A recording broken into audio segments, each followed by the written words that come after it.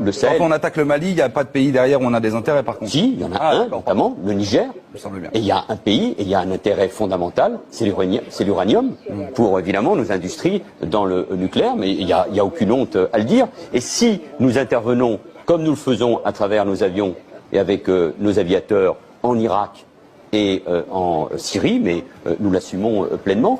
Chaque Français consomme 123 grammes d'uranium par an. Pour cet uranium, la France paie 7 € par Français par an, c'est-à-dire une somme dérisoire. Le Niger, lui, touche à peine 12% de la valeur de l'uranium exporté. Et ce pays est le dernier à l'indice de développement humain du programme des Nations Unies.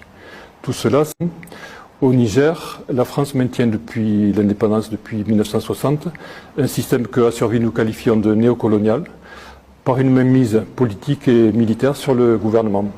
Depuis l'indépendance, la France a fait et défait les gouvernements. Chaque fois qu'un gouvernement du Niger demande un prix plus élevé de l'uranium ou bien demande simplement l'application des lois en matière fiscale, en matière sociale, la France fait pression, s'arrange pour faire en sorte que le gouvernement baisse ses prétentions ou bien suscite la dissidence et obtient un changement de gouvernement avec un gouvernement plus proche de ce qu'elle souhaite.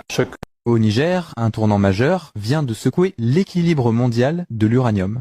Sous la présidence du général Abdourahmane Tiani, le pays réalise ce que beaucoup jugeaient impossible, reprendre le contrôle réel de sa richesse stratégique. Pendant des décennies, un contraste frappant dominait. Entre le Niger et la France, 1000 tonnes d'uranium rapportaient seulement 555 millions de francs CFA.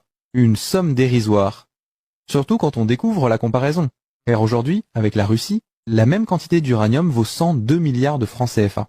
Oui, 102 milliards. Le Niger envisage de vendre environ 1000 tonnes d'uranium enrichi à la Russie, une opération qui pourrait être finalisée dans les prochaines semaines. Mais cela inquiète fortement Paris, nous apprend le journal Le Monde, en raison des implications géopolitiques et énergétiques. Cette transaction, qui implique une entreprise russe et l'agence minière nigérienne Sopamine, risque de priver la France d'importantes réserves d'uranium sur lesquelles elle comptait pour alimenter ses centrales nucléaires, alors que les relations bilatérales sont pour le moins tendues depuis l'arrivée des nouvelles autorités au pouvoir en juillet 2023.